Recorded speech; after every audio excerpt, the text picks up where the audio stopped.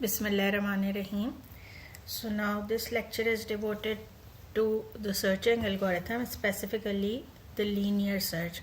So before going forward to the linear search, let's describe what is a general searching problem. So the general searching problem can be described as that we have a list of n distinct elements and we need to locate some element x in the list. So the list is consisting of distinct element for which we are writing this algorithm. There can also be different algorithms available for the list which have a non-distinct element, but here specifically the algorithm works if the list contains distinct integers or elements. So the problem is to locate certain element in the list and return the location if the element in the list, and if the element is not there then return 0. So this is the searching problem. Now what is the linear search? A linear search can also be recognized as a sequential search algorithm, and as the name suggests that it keep on searching the required element sequentially, that is it term by term searching. So for what happened, that if we need to find this element x in a list and we have a list of suppose n elements, then this algorithm compare this required integer with every element of the list. So first of all it compare x with the first element of the list a1, and if a1 is the desired element then it returns the location of a1, that is 1.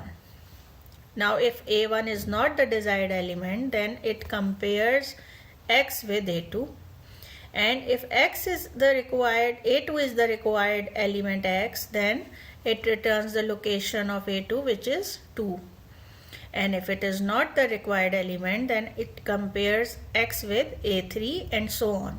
So it keeps on comparing elements of the list with the required elements till either we found the element or the list end. So we have two conditions here. One condition is that if we find the element on some particular location then the algorithm terminates immediately. Otherwise it keep on comparing with the consecutive elements of the list till the list end, and after ending the list if we do not find the desired element then it returns location 0. So this is how the algorithm works. Now let's see the pseudocode of the algorithm. So the procedure name is the linear search. X is the integer which we need to locate in the list, and the list of n distinct integers is the input. Now first of all I, which is the location variable, is assigned the first location of the list, and while loop contains two conditions. This condition I is less than or equal to n describes that the list does not end. That is, every time either the list will end or we found the desired element, and x is not equal to ai means that the required element is not yet found. So every step, at every stage we need to see two things. Number one, whether we find the required integer. Number two, whether the list end or not.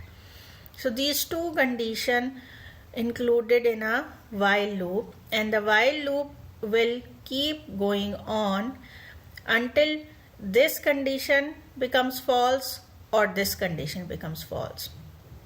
So what happens if this condition remains true, then we keep on moving forward, that is x will be compared with the next element of the list. So the location variable I will become I plus 1 at every step, and after keep on searching, when the while loop ends here, then we first compare if I is less than equal to n, that is whether this condition false or this condition false, for which we apply this conditional statement, that is after this while loop end here.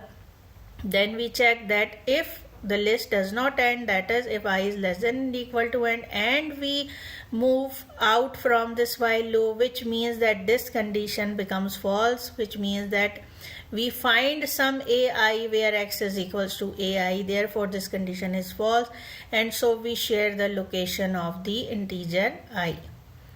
Else what happened if this condition was false, which means that the while loop end due to this condition, and this condition false mean that I is not less than equal to n, which means the list becomes end and we do not find the desired integer. So the location will be assigned 0, that is the integer is not found, and we return the location. Either the location contains the location of the required element or it contains 0 if the number does not find. So let's see the dry run of this algorithm.